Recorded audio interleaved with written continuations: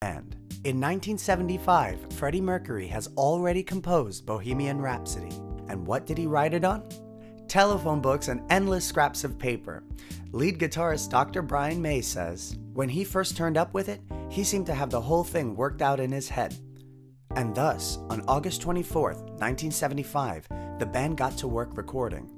Over 160 overdubs, harmonies performed by Brian May, Roger Taylor, and Freddie crowded around a single microphone, operatic sections that took over 70 hours to record. 70 hours!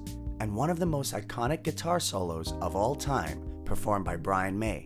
But Brian didn't actually write the solo. Freddie even wrote the solo too. Brian says, "The heavy bit was a great opportunity for us to be at full pelt as a rock band, but that big heavy riff came from Freddie, not me.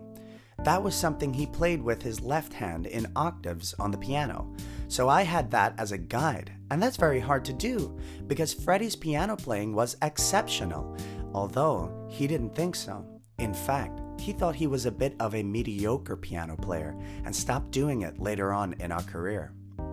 Although tragic that Freddie felt that way about his incredible ability as a pianist, that piano you hear in the recording of Bohemian Rhapsody is the very same Paul McCartney used to record Hey Jude.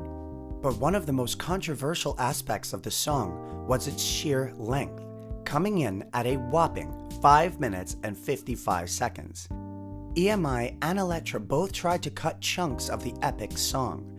Roger Taylor says, "They said it was too long and wouldn't work. We thought, well, we could cut it, but it wouldn't make any sense. It doesn't make much sense now, and it would make even less sense then. You would miss all the different moods of the song. So we said no. It'll either fly or it won't." And fly it did. Introduced by a radio comedian, Kenny Everett, a friend of the band's who ran it on his show, although he was supposed to keep it a secret, the initial airing prompted so many call-in requests that Everett ended up playing Bohemian Rhapsody 14 times over the course of just 2 days. The song was a smash hit.